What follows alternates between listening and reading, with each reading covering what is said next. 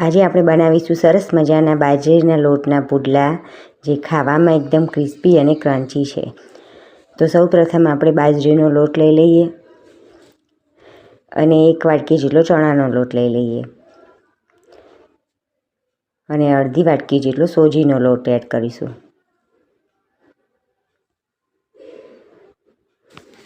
બધા લોટ મિક્સ કરી લઈએ.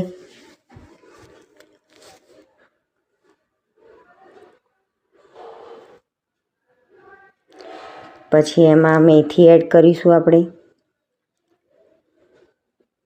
પછી ઝીણું સમારેલું લીલું લસણ છે તે એડ કરીશું.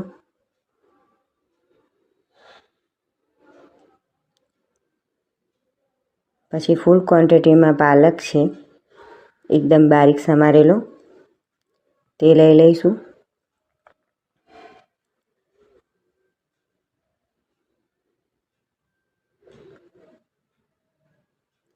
અને દૂધી છે ઝીણી ખમણેલી, એ પણ લઈ લઈએ. પછી સ્વાદ પ્રમાણે મીઠું લઈ લઈએ અને 2 ચમચી જેટલી ખાંડ છે અને 1 ચમચી જેટલો અજમો લઈ લઈએ. બરાબર મસળીને લઈ લઈએ અને હવે બધા મસાલા એડ કરીશું. મરચું છે, ધાણા જીરું પાવડર અને હલ્દી પાવડર.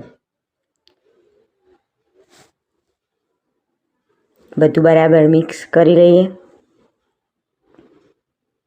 પછી 2 વાટકી જેટલી છાશ એડ કરીને માપનું એવું બેટર બનાવી લઈએ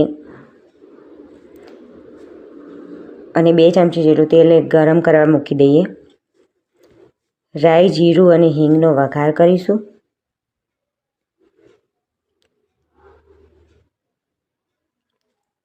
વઘારને બરાબર મિક્સ કરી લઈએ. હવે એક પેન લઈ લઈએ, એમાં 2 ચમચી જેટલું તેલ એડ કરીશું અને 2 ચમચા જેટલું બેટર એડ કરીશું અંદર. પુડલો જેવો પતલો અને જાડો રાખવો હોય તે પ્રમાણે બેટર એડ કરીશું. નીચે બરાબર એકવાર શેકાઈ જાય એટલે પલટાવી લઈએ અને બીજી સાઈડ પણ તેને શેકવા દઈએ. તમે જોઈ શકો છો એકદમ ક્રન્ચી અને ક્રિસ્પી એવા બાજરીના લોટના પુડલા તૈયાર છે. તેને આપણે ચા જોડે પણ ખાઈ શકીએ અને સોસ જોડે પણ ખાઈ શકીએ. ફટાફટ બની જાય છે. તમે પણ ચોક્કસથી બનાવજો. Thank you.